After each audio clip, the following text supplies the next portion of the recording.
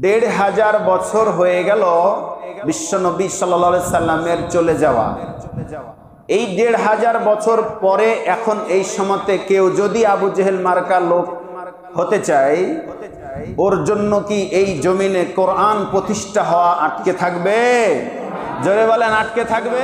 চাই কোরআন ওয়ালারা চাই আপনাকে নিয়ে সাথে নিয়েই এই জমিনে ইসলাম প্রতিষ্ঠিত হোক। কথা বলেন ঠিক না বেঠিক? তবে মনে রাখবেন, আপনার মতো একজন দুইজন ফেরাউন মার্কা লোক, নমরুদ মার্কা লোক, আবু জেহেল মার্কা লোক যদি কোরআন না চাই, এবার অন্তত কোরআনের আইন প্রতিষ্ঠিত হতে আপনাদের মতো দু একজনের জন্য আটকে যাবে না। কথা বলেন ঠিক না বেঠিক?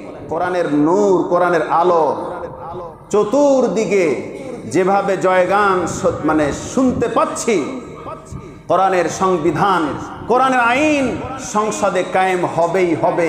পৃথিবীর আর কেউ আটকাতে পারবে না। কথা বলেন ঠিক না বেঠিক? আসুন, আবু জেহেল কোরআন মানে নাই,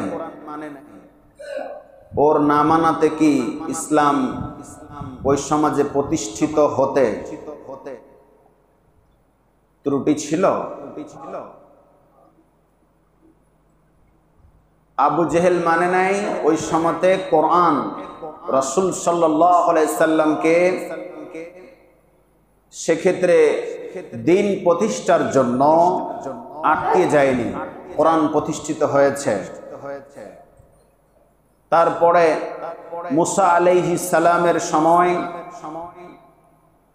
ফেরাউন মুসার ধর্মকে মানে নাই, সেজন্য কি মুসার আদর্শ প্রতিষ্ঠিত হতে আটকে গেছিল? কথা বলেন, আটকে গেছিল না। ইব্রাহিম আলাইহিস সালামের ধর্ম ওই সময়ের নমরুদ মানে নাই, সেজন্য কি ইব্রাহিম আলাইহিস সালামের ধর্ম প্রচার হওয়া, প্রতিষ্ঠিত হওয়া কেউ আটকাতে পেরেছিল? এখনো যদি কেউ আবু জেহেলের চামড়ার মতো শরীর হয়, আবু জেহেল মার্কা লোকের মতো জ্ঞান বুদ্ধি হয়, আবু জেহেলের আসল নাম কি ছিল জানা আছে তো? আবুল আহকাম, মানে বুদ্ধির পিতা, জ্ঞানীর পিতা বলা হতো তাকে। আবুল আহকাম, আবু জেহেলের নাম এটা ছিল না। প্রচুর জ্ঞানী মানুষ ছিল, বুদ্ধিমান ব্যক্তি ছিল, কিন্তু লোকটি যখন সত্য দেখতে পেয়ে মানে নাই, সঠিক ধর্ম বুঝেও বুঝে নাই, একমাত্র তার শয়তানি গিরি করবার জন্য, তখনই সে উপাধি পেল আবু জেহেল, মানে মূর্খের পিতা। কথা বলেন ঠিক না বেঠিক? আওয়াজ দা বলেন ঠিক না বেঠিক? এখনো এই জামানাতে এসে রাসূল সাল্লাল্লাহু আলাইহি সাল্লামের এই দুনিয়ার মাটি ছেড়ে যাওয়া কতদিন হলো? প্রায় 1400 বছরের উপরে, প্রায় 1500 বছর। 1500 বছর হয়ে গেল বিশ্বনবী সাল্লাল্লাহু আলাইহি সাল্লামের চলে যাওয়া। এই 1500 বছর পরে এখন এই সময়তে কেউ যদি আবু জেহেল মার্কা লোক হতে চায়, ওর জন্য কি এই জমিনে কোরআন প্রতিষ্ঠা হওয়া আটকে থাকবে? জোরে বলেন, আটকে থাকবে? বরং খুতবার মাধ্যমে জানাতে চাই, আবু জেহেল মার্কা লোক না হয়ে আবু বকর, উসমান, আবু বকরের মতো হতে হবে, কারণ সেও ছিল এক সময় মুশরিক। কোরআনের নূর পেয়ে, বিশ্বনবীর আদর্শ পেয়ে, সাল্লাল্লাহু আলাইহি সাল্লামের আদর্শ পেয়ে সে নিজের পরিবর্তন করতে পেরেছে। কপাল ভালো আবু বকরের, কিন্তু সবচেয়ে কপাল পোড়া হলো আবু জেহেল, যার ইতিহাস কোনোদিন কিয়ামত পর্যন্ত মুছে যাবে না। কথা বলেন ঠিক না বেঠিক? আসুন, আমরা চাই, কোরআন ওয়ালারা চাই আপনাকে নিয়ে সাথে নিয়েই এই জমিনে ইসলাম প্রতিষ্ঠিত হোক। কথা বলেন ঠিক না বেঠিক? তবে মনে রাখবেন, আপনার মতো একজন দুইজন ফেরাউন মার্কা লোক, নমরুদ মার্কা লোক, আবু জেহেল মার্কা লোক যদি কোরআন না চাই, এবার অন্তত কোরআনের আইন প্রতিষ্ঠিত হতে আপনাদের মতো দু একজনের জন্য আটকে যাবে না। কথা বলেন ঠিক না বেঠিক? কোরআনের নূর, কোরআনের আলো চতুর্দিকে যেভাবে জয়গান মানে শুনতে পাচ্ছি, কোরআনের সংবিধান, কোরআনের আইন সংসদে কায়েম হবেই হবে। পৃথিবীর আর কেউ আটকাতে পারবে না। কথা বলেন ঠিক না বেঠিক? আসুন কাঁধে কাঁধ মিলিয়ে, কে আওয়ামী লীগ ছিলেন, কে বিএনপি ছিলেন, কে জামাত ছিলেন, কে জাতীয় পার্টি ছিলেন, কে পুরে পীরের মুরিদ ছিলেন, কে চরমনাই, কে হানাফি, কে আহলে হাদিস, সেটা আর দেখার সময় নাই। এখন সময় হচ্ছে কাঁধে কাঁধ মিলিয়ে আল্লাহর জমিন, আল্লাহর দিন প্রতিষ্ঠা করা। কথা বলেন ঠিক না বেঠিক? আল্লাহ আমাদের সবাইকে বুঝার তৌফিক দান করুন, বলেন আমিন। আলোচনার বিষয় সন্তানদের প্রতি পিতামাতার কি দায়িত্ব, পিতামাতার প্রতি সন্তানের কি দায়িত্ব। আজ চেষ্টা করছি খুব দ্রুত বলে পর্বটা শেষ করে দেওয়ার, এই পর্বটা, এই বিষয়টা শেষ করে দেওয়ার। একটু আমার সঙ্গে তাল মিলাবেন, মানে জবাব দিবেন, দ্রুত যেন শেষ করতে পারি। কাল বিলম্ব না করে আমি আপনাদের সম্মুখে সরাসরি আলোচনায় চলে যেতে চাই। যে ভূমিকায় দু একটি কথা বললাম, এমন কিছু ব্যক্তি আছে যাদের দেখেও দেখে না গো, বুঝেও বুঝে না, এত স্পষ্ট স্বচ্ছ পরিষ্কার সব কিছু বুঝার পরও, দেখার পরও না দেখার ভান করছে। এই তো আবু জেহেলের বড় বাপ। কথা বলেন ঠিক না বেঠিক? এই জন্য বললাম কপাল পোড়া হয়েন না, কপাল খুলে দেন, কোরআনের ছায়াতলে আসেন, ইসলামের ছায়াতলে আসেন, ইসলামের বিধানের কাছে মাথা নত করেন। দেখবেন শুধু আপনার পরিবার না, সমাজ, এই সমাজে না, গোটা দেশে না, গোটা বিশ্বে শান্তি আর রহমত দিয়ে ভরে দিবেন। জোরে বলেন কে? আল্লাহর দিন প্রতিষ্ঠা করলে আল্লাহ আমাদেরকে লাফাতাহানা আলাইহিম বারাকাতিম মিনাস সামাওয়াতি ওয়াল আরদ, আসমান এবং জমিনের ভিতরে যত নাজ নিয়ামত আছে, মাটির তলের ভিতরেও যদি রিজিক থাকে, সব রিজিকগুলো আপনারা আমার হাতের নাগালে দিয়ে দিবেন। বলেন সুবহানাল্লাহ। আল্লাহর আইন মানলে আল্লাহ আমাদেরকে খেতে দিবেন, আল্লাহর আইন মানলে, আল্লাহর বিধান মানলে আমাদেরকে সম্মান দেবেন। এটা আল্লাহ পাকের ওয়াদা। অতএব আসুন, আল্লাহর বিধানের কাছে মাথা নত করা প্রত্যেক মুমিনের জন্য একান্ত অপরিহার্য দায়িত্ব। অনেক কথাই আলোচনা হয়ে গেছে, যেখানে শেষ করেছি সেখান থেকে বলছি। বাবা মা যখন বৃদ্ধ হয়ে যাবে, গত সপ্তাহে বলছিলাম আমরা পিতামাতার প্রতি সন্তান হিসাবে দায়িত্ব পালন করব তিনটা ক্যাটাগরিতে। একটা হচ্ছে জন্ম থেকে মৃত্যু পর্যন্ত জীবিত অবস্থায় পিতামাতার কি কি দায়িত্ব, পিতামাতার প্রতি সন্তানের আছে দায়িত্ব কি, আর একটা হচ্ছে বৃদ্ধ অবস্থায় স্পেশাল কি কি করা দরকার, আর পিতামাতা মৃত্যুবরণ করে ফেলেছে, অনেকেরই মৃত্যুবরণ করে না, কথা বলেন করেছে না নাই? তাহলে ওরা এখন হাইহুতাশ করে যে আরে বাবা থাকলে বাবার ঘরে গিয়ে সালাম দিতাম, একটু চাঁদমাখা মুখখানটা দেখে কলিজা শীতল করতাম, বাবাকে বাবা বলে ডেকে আমার কলিজাটা ঠান্ডা করতাম। এখন তো বাবা নাই। তাহলে ওই বাবার মৃত্যুর পর, মায়ের মৃত্যুর পরে সন্তান হিসাবে আপনার আমার কি দায়িত্ব আছে, এই বিষয়গুলোর উপর আলোচনা হবে। খুব পয়েন্ট আকারে সংক্ষেপে বলবো। বৃদ্ধ অবস্থায় করণীয় যে কয়েকটি পয়েন্ট, সেটি হলো, এক নম্বরে পিতামাতার সঙ্গে বৃদ্ধ অবস্থাতেও সৎ ব্যবহার করার দরকার আছে না নাই? আছে। এক নম্বরে হচ্ছে বৃদ্ধ অবস্থাতেও তার সঙ্গে মৃত্যু পর্যন্ত কোনো সময়ের জন্য, কোনো মুহূর্তের জন্য আপনাকে অসৎ ব্যবহার, খারাপ আচরণ কোন সময়ের জন্য করা যাবে না। কোরআনের সূরা বনী ইসরাইলের ভিতরে আল্লাহ পাক বলেছেন, ওয়াকাদা রাব্বুকা আল্লা তা'বুদু ইল্লা ইয়্যাহু ওয়া বিল ওয়ালিদাইনি ইহসান। আমার ইবাদতের পরেই তোমরা তোমাদের পিতামাতার প্রতি ইহসান করবে, দয়া করবে। সম্মানিত হাজিরিন, ছোট অবস্থায় আপনাকে আমাকে কত কষ্ট করে বাবা মা লালন পালন করেছেন, সেই পিতামাতা যাদের এখন বৃদ্ধ, তাদেরকে সেভাবে আপনাদেরকে লালন পালন আমাদেরকে করা দরকার, করতে হবে। দুই নম্বরে পিতামাতার কোনো আচরণে আপনি সন্তান হিসাবে রেগে যাবেন না, ক্ষিপ্ত হবেন না, বিরক্ত হবেন না। বিরক্ত হয়ে এই শব্দটা ব্যবহার করবেন না, আহ, এরকম শব্দ আপনার মুখ দিয়ে যেন বের না হয়। কোরআনুল কারীমের ভিতর আল্লাহ পাক ওই আয়াতই বলছেন যে তোমরা কি করবে, ইম্মা ইয়াবলুগান্না ইনদাকাল কিবার আহাদুহুমা আও কিলাহুমা ফালা তাকুল লাহুমা উফ। জোরে বলেন আল্লাহু আকবার। তোমাদের পিতামাতা যখন একজন কিংবা উভয়জন বৃদ্ধ অবস্থায় উপনীত হবে, তখন তাদেরকে শব্দটি পর্যন্ত বলবে না। কিন্তু হতভাগ, কপাল পোড়া অনেক সন্তান আছে পিতামাতার আচরণে ক্ষিপ্ত হয়ে বিরক্ত হয়ে যায়। এটা কখনোই করা যাবে না। পিতামাতার আচরণ ব্যবহার করতে গিয়ে, সদ্ব্যবহার করতে গিয়ে আপনাকে বিরক্ত ছলে বলা যাবে না। অনেক মুফাসসিরগণ বলেছেন আপনার ব্যবহারেও যেন বাবা মা শব্দ করতে না পারে। কথা বলেন ঠিক না বেঠিক? অনেক সন্তানদের এমন আচরণ করা হয়ে যায়, বিরক্ত হয়ে যায়, তখন পিতামাতা বাধ্য হয়ে বলে তোমার মতো সন্তান যদি আমি গর্ভে না নিতাম তাহলে ভালো হতো। এই ধরনের কথা যদি বাবা মা বলে ফেলে তাহলে আপনার কপাল পুড়ে যাবে, শেষ, আপনার সব কিছু শেষ। 3 নম্বরে ওয়ালা তানহারহুমা, বলেন আল্লাহু আকবার। বৃদ্ধ অবস্থায় পিতামাতা যখন চলে যাবে, খবরদার তাদেরকে ধমক দেওয়া যাবে না, ধমক দেওয়া যাবে না। অনেক সন্তান আছে পিতামাতাকে ধমক দিয়ে বলে, বাজার থেকে বাসায় গিয়েছেন, মা জিজ্ঞেস করেছে বাবা এতক্ষণ কোথায় ছিলেন, সেটা তোমার জানাই লাভ কি, যেখানে খুশি সেখানে যাই। এরকম বলে না? বলে না?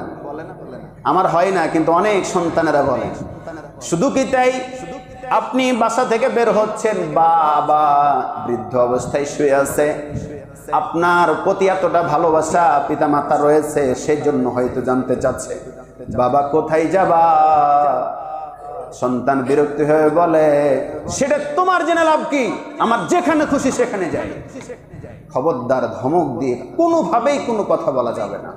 কোরআন নিষেধ করছে ওয়ালা তানহারহুমা, ধমকের সুরে কথা বলবা না। পিতামাতার সঙ্গে কিভাবে কথা বলতে হবে 4 নম্বরে আল্লাহ শিখাচ্ছেন। ধমক তো দিব না, তাহলে কিভাবে কথা বলবো আল্লাহ তুমি বলো। আল্লাহ পাক বলছেন ফাকুল লাহুমা কওলান কারীমা,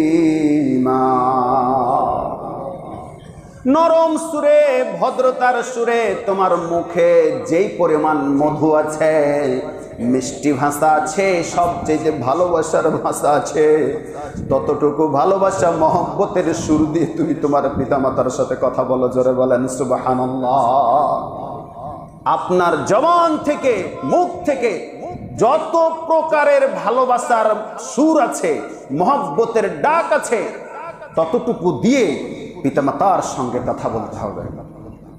সম্মানিত উপস্থিতি, শুধু তাই নয়, 5 নম্বরে আল্লাহ পাক বলছেন ওয়াখফিজ লাহুমা জানাহাজ যুল্লি মিনার রাহমা, বলেন না আল্লাহু আকবার।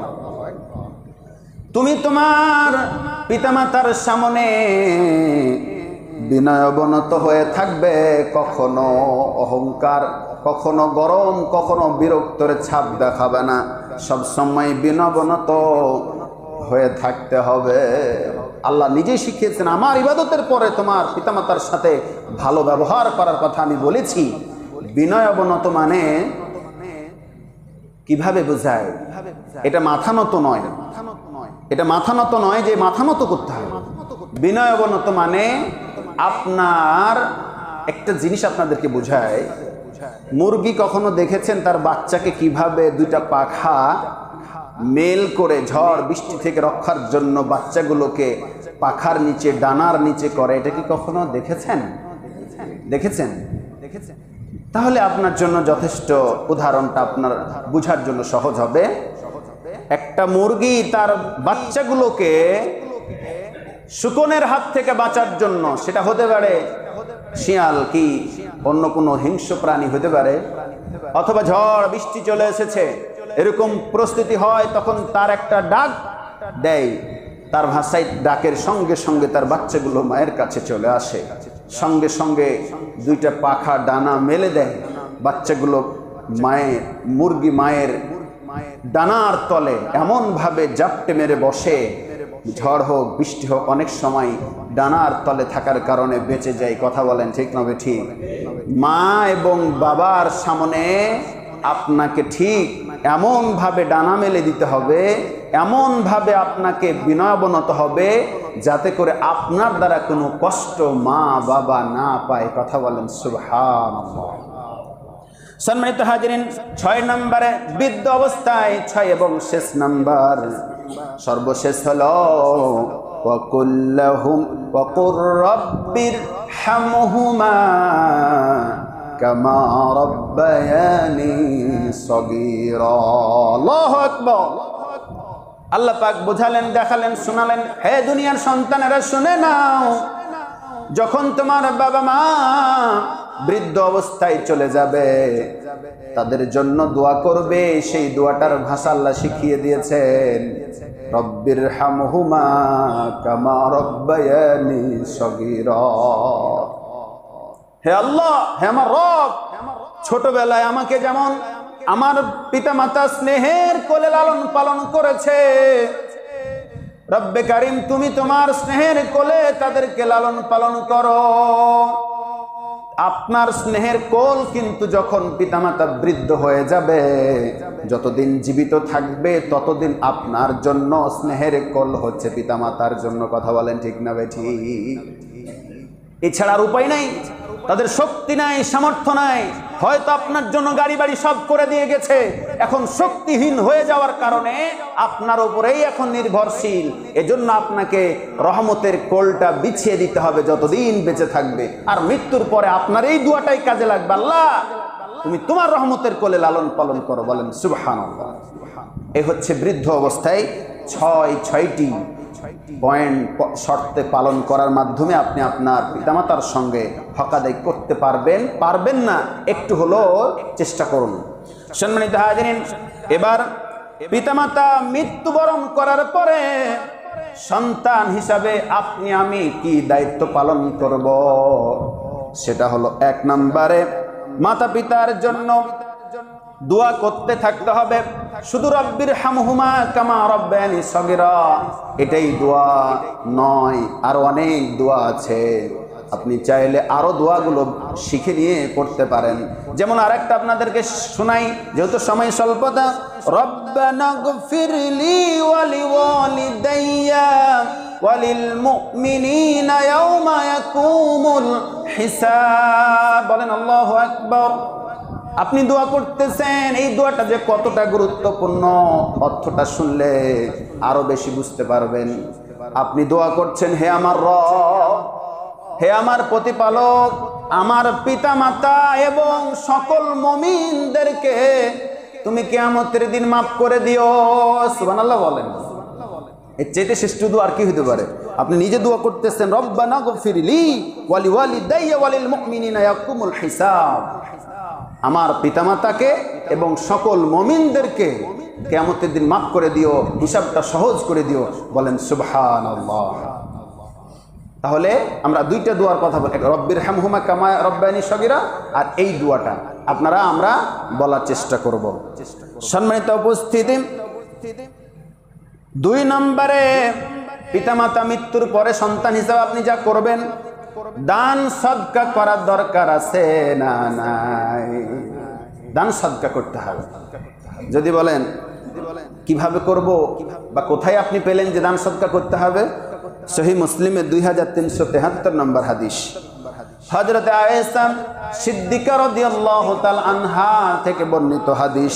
নবীজি সাল্লাল্লাহু আলাইহি সাল্লামের নিকট এসে একজন এসে বললেন, ইয়া রাসূলুল্লাহ, হাবিবাল্লাহ, আমার মা হঠাৎ করে মৃত্যুবরণ করেছে, সেও কোনো কিছু দান করতে পারে নাই, আমাকে কোনো উপদেশও করে যাওয়ার সুযোগ পাই না, হঠাৎ করে মৃত্যুবরণ করেছে। আমি কি তার হয়ে তার পক্ষ থেকে কোনো দান সাদকা করতে পারি? নবীজি সাল্লাল্লাহু আলাইহি ওয়াসাল্লাম বললেন, অবশ্যই অবশ্যই তুমি তোমার পিতামাতার জন্য, মায়ের জন্য মন প্রাণ খুলে দান সাদকা করো, এর বিনিময়ে তোমার মায়ের নাজাতের ফায়সালা হয়ে যাবে। বলেন সুবহানাল্লাহ। 2 নম্বরে দান সাদকা করা। 3 নম্বরে মা বাবার পক্ষ থেকে সিয়াম পালন করা।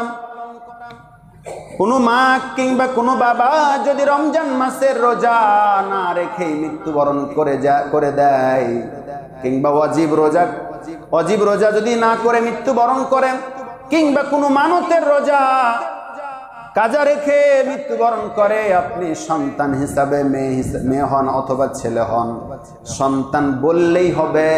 আপনি আপনার পিতামাতার জন্য রেখে যাওয়া যে কয়টা রোজা কাজা হয়ে আছে সেটা সন্তান হিসাবে আপনাকে পালন করতে হবে। কথা বলেন ঠিক না বেঠিক? করতে হবে। তবে হ্যাঁ, পিতামাতা যতদিন জীবিত থাকবে আর যদি অসুস্থতা জনিত কারণে করতে না পারে, পরবর্তীতেও যদি করতে না পারে, তাহলে পারে ফিদিয়া দেওয়া, মিসকিনকে খেতে দেওয়ার কথাটা এসেছে। জীবিত থাকা অবস্থায় আপনি পরিবারের সদস্য হিসাবে মা বাবার রোজা কাজা আপনি করবেন, এ ব্যাপারে দ্বিমত পোষণ করছেন ওলামায়ে কেরাম। সেক্ষেত্রে কোরআনের আয়াত অন্য জায়গাতে তো আছেই, ফিদিয়া দেওয়ার কথা অথবা মিসকিনকে খাওয়ানোর কথা এসছে, সেটা করলে ভালো হয়। আর যদি মৃত্যুবরণ করে তখন আর ফিদিয়া আর কি বলে মিসকিন খাওয়ানোর চাইতে সবচাইতে দামি আমল হবে আপনি আপনার রেখে যাওয়া পিতামাতার যতটি রোজা বাকি আছে আপনি পালন করবেন। সম্মানিত উপস্থিতি, 4 নম্বরে হজ এবং উমরা করা।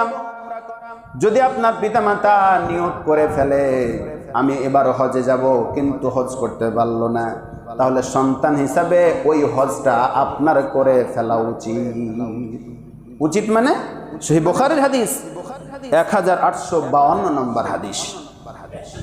জুহায়না গোত্রের একজন মহিলা এসে নবীজি সাল্লাল্লাহু আলাইহি সাল্লামকে বললেন, ইয়া রাসূলুল্লাহ, হাবিবাল্লাহ, আমার মা মৃত্যুবরণ করেছে কিন্তু সে হজ করবার জন্য নিয়ত করেছিল, আমি কি তার পক্ষ থেকে হজটা করতে পারি?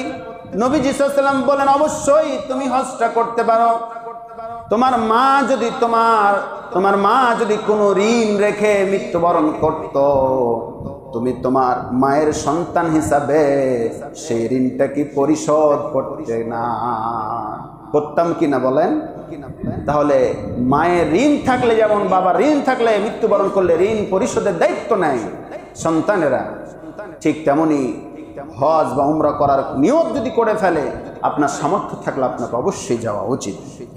4 নম্বরে গেল। 5 নম্বরে মা বাবা যদি কোনো ওসিয়ত করে থাকে তাহলে পারে সেই ওসিয়ত পূরণ করা। ওসিয়ত যদি করে থাকে, কোনো উপদেশ দিয়ে থাকে, বাবারে আমার মৃত্যুর পরে এই কাজটা করবা অথবা এই কাজটা করবা না, যদি ওসিয়ত করে থাকে সে ওসিয়তটা পালন করা। রাশিদ ইবনে সুহাইদ আস-সাকাফি রাদিয়াল্লাহু তাআলা আনহু বলেন, আমি নবীজি সাল্লাল্লাহু আলাইহি সাল্লামকে বললাম, ইয়া রাসূলুল্লাহ, হাবিবাল্লাহ, আমার মা আমাকে একজন দাস মুক্ত করার উপদেশ দিয়ে মৃত্যুবরণ করেছে, আমি তাহলে কি করব? রাসূল সাল্লাল্লাহু আলাইহি সাল্লাম বললেন, তোমার কাছে কি কোনো দাসী আছে? সে বলল, হ্যাঁ, আমার কাছে একজন কালো রঙের একজন দাসী আছে। নবী সাল্লাল্লাহু আলাইহি সাল্লাম বললেন, ঠিক আছে, তুমি তাকে ডাকো। ওই দাসী ব্যক্তিটাকে ডাকা হলো। ওই দাসীকে লক্ষ্য করে নবীজি বললেন, ফাকালা, তিনি বললেন, মান রব্বুক, তোমার রব কে? ক্বালা আল্লাহ। দাসীটা বললেন, আমার রব হচ্ছেন আল্লাহ। আমাদের রব, জোরে বলেন কে? আল্লাহ। নবীজি সাল্লাল্লাহু আলাইহি সাল্লাম বললেন, ক্বালা মান আনা, আমি কে? মহিলা বললেন, দাসী বললেন, ক্বালাত রাসূলুল্লাহ। আল্লাহু আকবার। আপনি হলেন বিশ্ব নবী মুহাম্মদ রাসূলুল্লাহ সাল্লাল্লাহু আলাইহি ওয়াসাল্লাম, আপনি আল্লাহর রাসূল। ক্বালা রাসূলুল্লাহ সাল্লাল্লাহু আলাইহি ওয়াসাল্লাম, রাসূল সাল্লাল্লাহু আলাইহি ওয়াসাল্লাম বললেন, আতিকহা ফাইন্নাহা মুমিনাহ। হে আল্লাহর বান্দা, তুমি এই দাসীটাকে ছেড়ে দাও, দ্রুত ছেড়ে দাও, কারণ আমি সাক্ষী দিচ্ছি এই দাসীটা হলেন মুমিনা নারী। সুবহানাল্লাহ বলেন। কারণ সে রব বলতে পারছে, রবের নাম বলতে পারছে, আমি কে সেটাও জানে, সে একজন মুমিনা নারী, ছেড়ে দাও, তাকে মুক্ত করে দাও। সম্মানিত উপস্থিতি, এটাও সহিহ হাদিস। 6 নম্বরে মা বাবার কোনো বন্ধু বান্ধব যদি থাকে তাহলে তাদেরকে সম্মান করা। হযরত ওমরের ছেলে গ্রাম থেকে অনেক আত্মীয় স্বজন শহরে এসেছেন, দেখে হযরত ওমরের ছেলে পাগড়িটা খুলে বিছিয়ে দিয়েছেন, এখানে বসেন বলে বিছিয়ে দিয়েছেন। উপস্থিত অন্যান্য সঙ্গীরা বলতেছেন, হে ওমরের ছেলে, আপনি কেন এই সাধারণ মানুষগুলোর জন্য, গ্রামবাসীর জন্য পাগড়ি খুলে দিলেন, সম্মান দেখালেন? হযরত ওমরের ছেলে বললেন, এই লোকগুলো হলেন আমার বাবার বন্ধু। জোরে বলেন সুবহানাল্লাহ। গ্রাম থেকে এসেছে তো কি হয়েছে, আমার বাবার বন্ধু, আমার বাবার আত্মীয় স্বজন, সেজন্য আমি তাদেরকে সম্মান দেখিয়েছি। অনেক বড় তাফসীর লম্বা করে আলোচনা করলে আরো বুঝতে কষ্ট হতো না, সংক্ষেপে বলছি। আপনার পিতা মৃত্যুর বরণ করার পরে বাবার যে বন্ধু বান্ধব গুলো ছিল তাদের সাথে একই আচরণ করা দরকার। কথা বলেন ঠিক না ভাই? ঠিক। এই জন্য চেষ্টা করতে হবে। এটা সহিহ মুসলিমের 6677 নম্বর হাদিস। 7 নম্বরে, বাবা মার কোনো আত্মীয় স্বজন যদি থাকে, নিকট আত্মীয় হোক আর দূরবর্তী আত্মীয় হোক, যে কোনো আত্মীয় যদি হয়, তার সাথে সম্পর্কটা বজায় রাখতেই থাকতে হবে। আব্দুল্লাহ ইবনে ওমর রাদিয়াল্লাহু তাআলা আনহু থেকে বর্ণিত হাদিস, নবীজি সাল্লাল্লাহু আলাইহি ওয়াসাল্লাম বলেছেন, মান আহাব্বা আই ইয়াসিলা আবাহু ফি কবরিহি ফালইয়াসিল ইখওয়ানা আবিহি বাদা। তুমি যদি তোমার বাবার সঙ্গে জান্নাতে সুসম্পর্ক বজায় রেখে থাকতে চাও, দুনিয়ার বুকে তুমি তোমার বাবার আত্মীয় স্বজনদের সাথে সুসম্পর্ক বজায় রাখো। নবীজি বলেছেন, বলেন সুবহানাল্লাহ। বাবার সঙ্গে যদি জান্নাতে থাকতে চাও বা সুসম্পর্ক বজায় রাখতে চাও, তাহলে তুমি তোমার বাবার যে আত্মীয় স্বজন গুলো আছে, সেটা চাচা হতে পারে অথবা চাচা চাচি, যেভাবে বাবার আত্মীয় স্বজন আছে তাদের সাথে সুসম্পর্ক রাখতে হবে। কিন্তু অনেক ব্যক্তিদেরকে দেখা যায় চাচা এবং ভাতিজার সঙ্গে দাও কুমড়ার সম্পর্ক। কথা বলেন ঠিক না বে ঠিক? দাও কুমড়া মানে বুঝবেন কিনা, যাই হোক, শত্রুতা বশত একটা সম্পর্ক, সহ্যই হয় না, চাচাকে সহ্যই হয় না, ফুফুকে সহ্য হয় না, এরকম করা যাবে না। বাবার যত আত্মীয় স্বজন আছে সবার সাথে সুসম্পর্ক বজায় রাখতে হবে। 8 নম্বরে, কোনো পিতামাতা যদি ঋণ রেখে মৃত্যুবরণ করে, সেই ঋণ পরিশোধ খুব দ্রুত আপনাকে করতে হবে। হাদিস আবু হুরায়রা থেকে বর্ণিত হাদিস, নবীজি সাল্লাল্লাহু আলাইহি ওয়াসাল্লাম বলছেন, নাফসুল মুমিনিনি মুআল্লাকাতুন বিদাইনিহি হাত্তা ইয়াকযা আনহু। মুমিন ব্যক্তির আত্মা তার ঋণের কারণে ঝুলন্ত থাকে। অন্য একটা বর্ণনা এসেছে, ওই ব্যক্তিটা জান্নাতে যেতে পারে না যতক্ষণ তার ঋণটা পরিশোধ না হয়। সুবহানাল্লাহ বলতে পারেন না? শুধু কি তাই? নবী সাল্লাল্লাহু আলাইহি ওয়াসাল্লাম যখনই জানাজা পড়াতেন, অন্য আরেকটা হাদিস, তখন জিজ্ঞেস করতেন, এই ব্যক্তির কি কোনো ঋণ আছে? যদি বলতো যে না, কোনো ঋণ নেই, জানাজা পড়াতেন, বিলম্ব করতেন না। আর যখন শুনতে পেয়েছেন এই ব্যক্তির ঋণ আছে, তখন বলেছেন, এই ঋণের দায়িত্ব কেউ নিবে?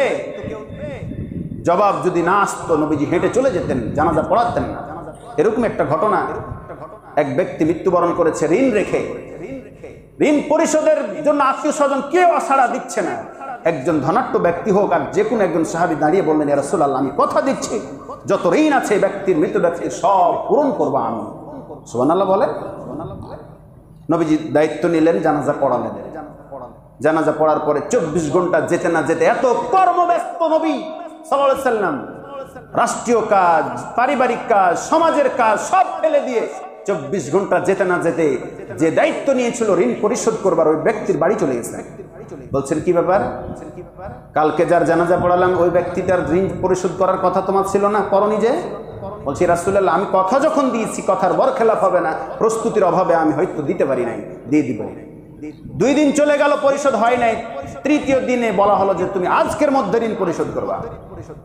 নবী সাল্লাল্লাহু আলাইহি ওয়াসাল্লামের কড়া নির্দেশ পেয়ে লোকটি ঋণ পরিশোধ করলেন, করার পরে করে দিয়েছেন। নবী সাল্লামের কথা মানবে না এমন কোনো ব্যক্তি ছিল না, বিশেষ করে সাহাবীদের ভিতরে। তখন ওই ঋণ পরিশোধকারী ব্যক্তি চিন্তা হলো যে কেন রাসূল সাল্লাল্লাহু আলাইহি ওয়াসাল্লাম আমার বাড়ি একাধিকবার আসলেন, কারণটা কি? যাই তো জিজ্ঞেস করি, ঋণ তো পরিশোধ করে ফেলেছি। যে বলতেছেন, ইয়া রাসূলুল্লাহ, ইয়া হাবিবাল্লাহ, আমি জানতে চাই আপনি কয়েকদিন আমার বাসায় এসেছেন, কারণটা কি?